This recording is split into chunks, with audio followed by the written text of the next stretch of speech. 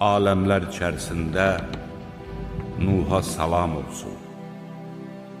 Biz Nuhu öz xalqına elçi göndərdik.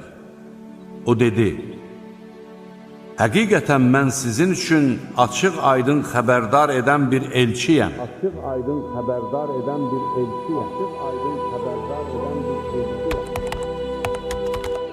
O sizin üzərinizə bol-bol yağış göndərər. O sizin üzərinizə bol-bol yağış göndərər.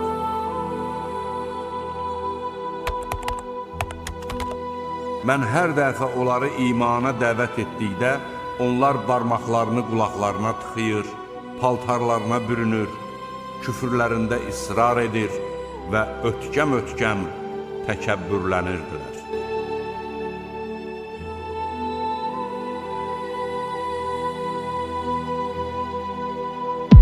Rəbbinizdən bağışlanmanızı diləyin. Həqiqətən O çox bağışlayandır. Nuha belə vəhy olundu.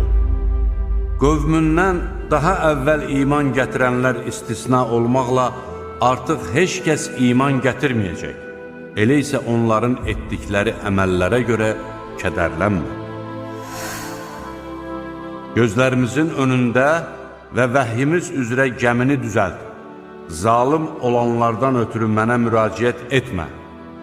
Şübhəsiz ki, onlar suda batırılacaqlar. Nəhayət əmrimiz gəldiyi və təndir qaynayıb daşdığı zaman biz Nuha dedik. Heyvanların hər növündən bir cüt.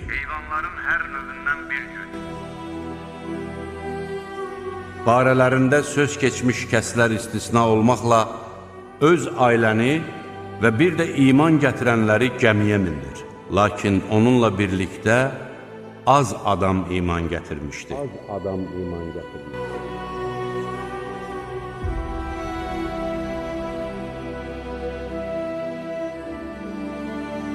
Gəmi onları dağlar kimi dalğalar içərisində apardığı zaman Nuh kənarda duran oğlunu səsləyib dedi. Onları dağlar kimi dalğalar içərisində apardığı zaman Nuh kənarda duran oğlunu səsləyib dedi.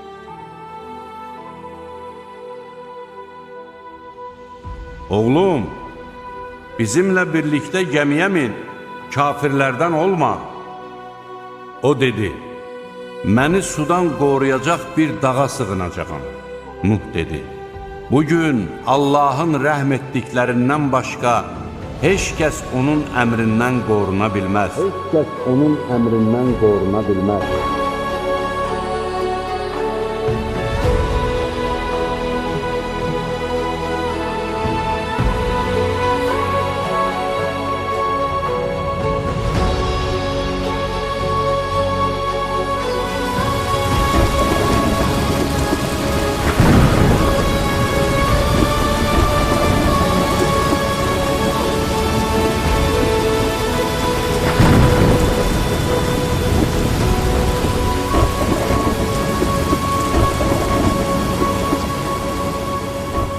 Sonda dalğa onları bir-birindən ayırdı və o, suda boğulanlardan oldu. Sonra deyildi, ey yer, suyunu ud, ey göy, yağışını saxla.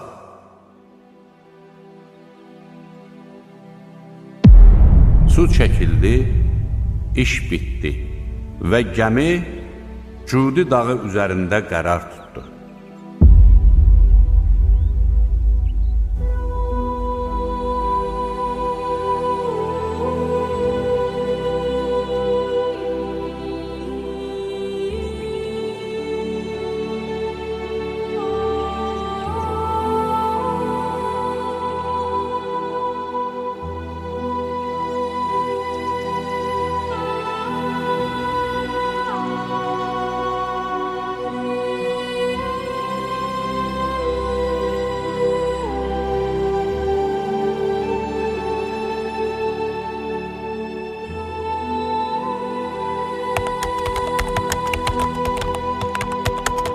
Biz göyün qapılarını leysan yağışı ilə açdıq.